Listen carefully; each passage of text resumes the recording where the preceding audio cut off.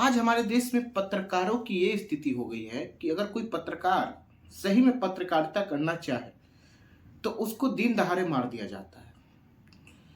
तो ऐसे ही एक केस निकल के आया है कि छत्तीसगढ़ के एक पत्रकार थे, उनका नाम मुकेश था। उनको इसलिए मार दिया जाता है क्योंकि उन्होंने 120 करोड़ के जो स्कैम था, जो रोड बनाने का स्कैम था, उसको वो रिपोर्ट करते हैं, जिसके कारण उनको मार दिया जाता है।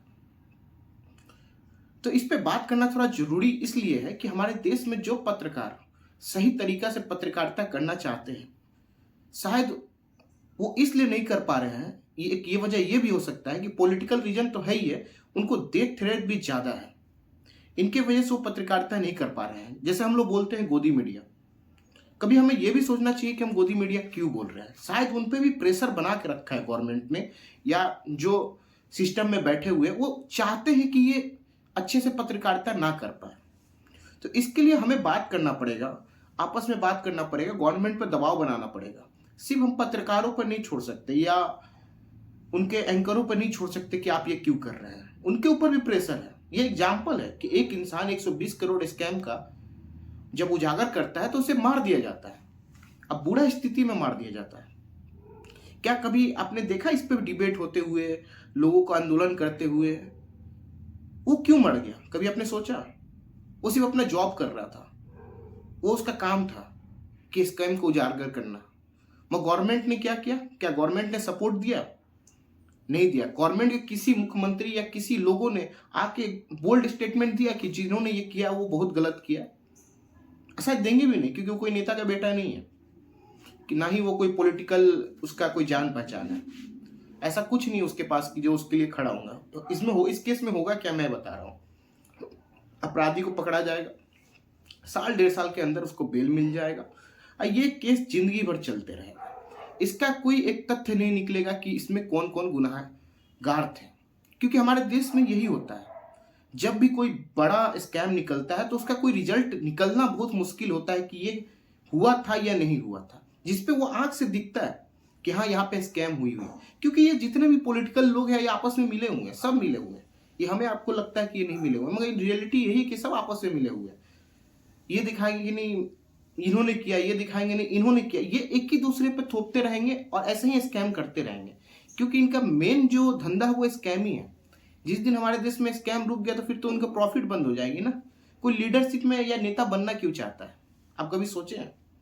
मेरा मानना है कि नेता लोग इसलिए बनना चाहते हैं कि वहां पे जल्दी पैसा कमा सकते हैं, क्योंकि वहां पर फ्रॉड भी कर सकते हैं और दबदबा भी बना सकते हैं कि मैंने फ्रॉड नहीं किया, क्योंकि मैं जनसेवक हूं। नेता के बगल में जो जनसेवक लिखा हुआ है ना, वो सबसे बड़ा स्कैम मुझे लगता है। ये जो व्हाइट कुर्ता पहन के निकलते हैं, आप बोलते हैं नहीं मैं जनसेवा के लिए हूं, ये सबसे बड़ा स्कैम है। ये व्हाइट कुर्ता तो सबसे बड़ा स्कैम लगता है मेरे देश में, क्योंकि ये पहन के इतने बड़े बड़े स्कैम हो रहे हैं आज हमारे देश में जो सोच के बाहर है। आपको पता ही होगा अभी रिसेंट में जीएसटी भी हमारे देश में कैसे बढ़ा दिया गया। क्या गवर्नमेंट को नहीं पता है कि हमारे देश में इनकम क्या है मिडिल क्लास की? आप जीएसटी पे जीएसटी बढ़ाते जा रहे हैं। क्या आपने इस पे देखा लोगों को बात करते हुए? नहीं बात कर रहे हैं। देखिए मैं एक ही बात बोलता हूँ, भक्त बनी अंधभक्त नहीं, वो चाहे किसी भी पार्टी के हैं आप हो। क्योंकि आप जब अंधभक्त बन जाते हैं ना तो गवर्नमेंट देखती है कि नहीं अरे हम तो कुछ भी करेंगे हमारे साथ ही रहेंगे। जब तक आप आपस में मिलकर आवाज नहीं उठाएंगे इसका कोई सोल्यूशन नहीं है। आप एग्जाम्पल के तौर पर देख सकते बिहार में छात्रों के साथ क्या हो रहा है। वो अपने मांग उठा रहे हैं, वहां पे उनको मारा जा रहा है, पीटा जा रहा है। मतलब बहुत बुरा स्थिति है बिहार के छात्रों का। क्यों? वो देश के भविष्य नहीं है। आप उनको मार कैसे रहे? हिम्मत कैसे हो रहा है आप उनको मारने का? वो स्टूडेंट, आपको हिम्मत कैसे हो रहा है मारने का? मैंने तो एक वीडियो देखा, वो चुपचाप बैठा, आप उसको मार रहे हैं। क्यों मार रहे हैं?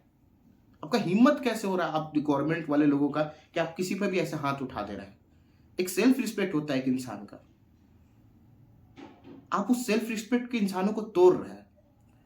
मैं एक ही बात बोलना चाहूंगा, कोई भी चीज ज्यादा दिन नहीं चलता है ना। हमारे देश में अंग्रेजों ने एक दिन देश छोड़ा था, चाहे मुगल हो वो भी देश छोड़े थे। तो ऐसे मत करिए कि लोग उब जाए। अब मेरे को अब लगता है लोग फ्रस्ट्रेट हो रहे हैं धीरे धीरे, क्योंकि ना आप नीट का एग्जाम सही तरीके से दिला पाते हैं, ना कोई भी एग्जाम सही तरीके से दिला पाते हैं। ऊपर से आप आके लोगों को ही बोलते कि नहीं मैंने तो सही से करा है। अरे आप अपना गलती मानिए ना। एक पत्रकार मर गया, वो भी मानिए कि मेरा गलती है, कि उसका गाड़ी पलट दीजिए। जब यूपी में कुछ होता है तो उसका गाड़ी पलट सकता है। एक बार आप देश के कोई बड़े बिजनेसमैन जो किसी का इन्वॉल्वमेंट है उसका गाड़ी पलट के दिखाएं, तब ना हम माने कि हमारे देश में हाँ कानून बहुत स्ट्रांग है। गाड़ी भी उसी का पलटता है जो कमजोर होता है। कभी पलटिए कोई बिजनेसमैन, कोई एक्टर जो किसी केस में साबित हुआ हो, उसको कठोर कठोर सजा दीजिए। कभी दिए होंगे? नहीं दे पाएंगे ना, क्योंकि गरीब लोग आपको सस्ता में मिल जाते हैं। बाकी आपकी क्या राय कमेंट में जरूर बताएं। बाकी जय हिंद, जय भारत।